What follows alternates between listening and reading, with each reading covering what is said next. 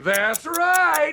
Welcome to The Know. I'm Brian. I'm Jen. I'm Ben. So we're going to take a look back at the year PlayStation had in 2018, and boy, what a year it's been. And we're going to look forward a little bit as well. Ben, you've been doing some digging. So yeah. what have we learned? All the digging has really just led to a lot of games. PlayStation has really doubled down this year on all of the games they've been wanting to throw out. That's good. Games are good. I mean, but look at everything that's come out. God of War, Yep. Detroit Become Human, Spider-Man, Yep. And even then, like, there's kind of minor-ish, I don't call them minor games, but like spin-offs, like the Persona Dancing series. Right.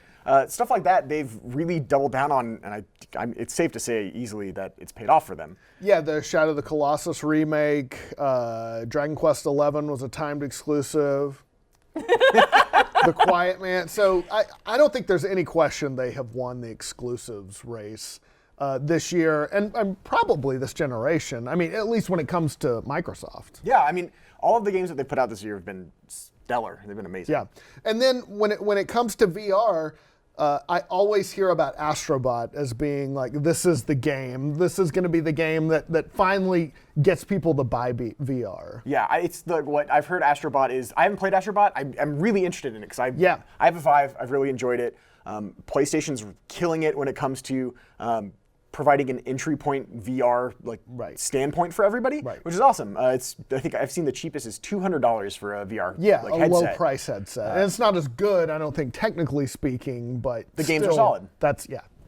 And I've heard Astrobot is the Mario 64 of the PlayStation era this year. That's high praise. Now I'm interested. Yeah, and then there's stuff like Tetris Effect, which I've just played on my regular PS4, but I hear it's crazy in VR. It seems like it would be crazy in VR. It's like taking acid and playing Tetris. Everything that they have had come out for VR this year has come very close to me to actually pick up a headset. Yeah. I'm really, really close to wanting to get one. Yeah, this is probably the closest I've come to like going, okay, I'll get on board. Sure. I've heard the difference between playing Tetris Effect and playing Tetris Effect in VR is like night and day. Oh, wow. It's really cool. So what else have they been doing? There's the PS Pro obviously is out there. What else have you learned? Yeah, so that's kind of it for games, right? Like they've really wanted to double down on this. If you look at the features and everything that they've come out with, they haven't done too much. They've kind of just had their usual like, hey, here's a solid console with some really good games.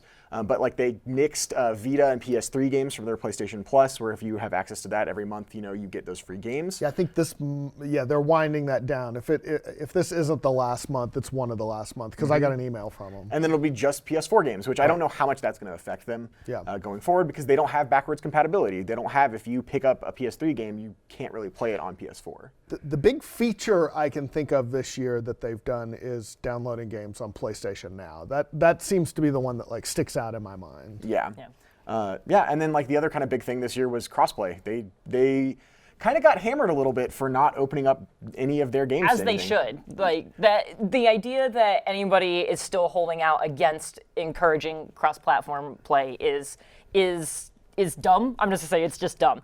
It is far too important to gamers at this point to be able to play with their friends no matter which console they are on, and the fact that everyone else was on board with making this happen and they were the one holdout, you are just alienating yourself. Yeah, that has been a huge misstep for them this year, and I just think the idea of, I can't play with you because I'm on a different kind of console is just so annoquated at this point. To counterpoint that, do they need to? They're like the biggest console right now. The PlayStation is what really everyone seems to be buying when it comes to consoles. And I think Xbox is starting to bridge that gap with a lot of what they're announcing.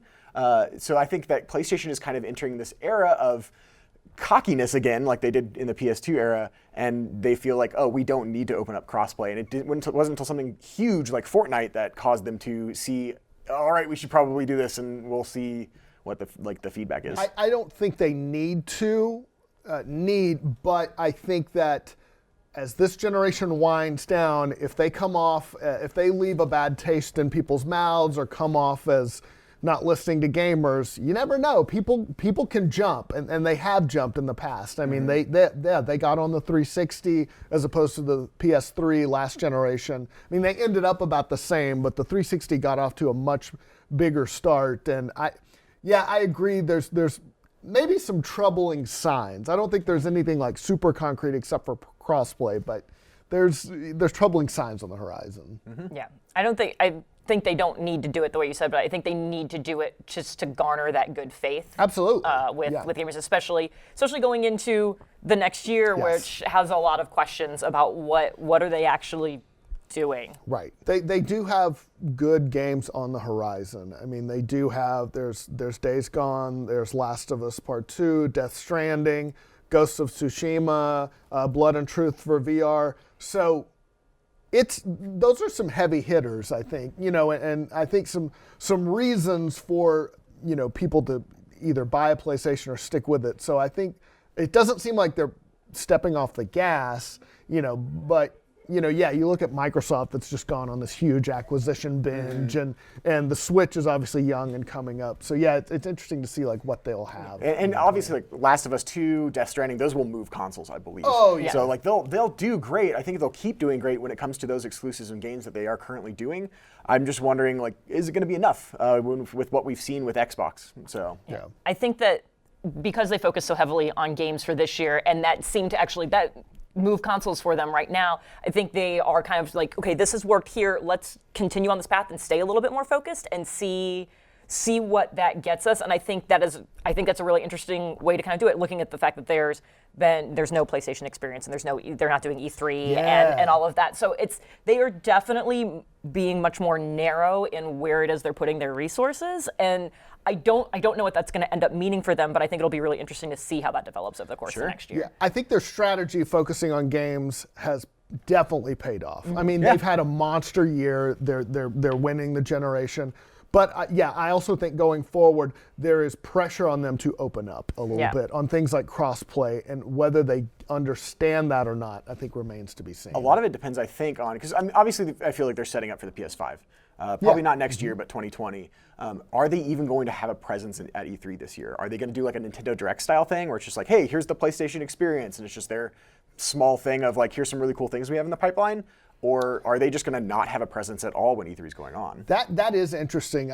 You wonder if E3's days are numbered if people keep bowing out like this. We could just release a video as opposed to spending millions and millions of dollars on a stage, announcement. Yeah. I also wonder if maybe their phrasing regarding E3 was also very intentional. If they're not going to be at E3, doesn't mean they're not going to be nearby E3. Right. Like, I mean, if Microsoft was already doing their own thing, like off-site, but they still had some things at E3. If Sony and PlayStation are just like, we're just going to do our own thing at the same time. We're not at E3, but we're like down the street over here. And we've seen other companies do that. People will pay attention. Like that's gonna we're gonna go.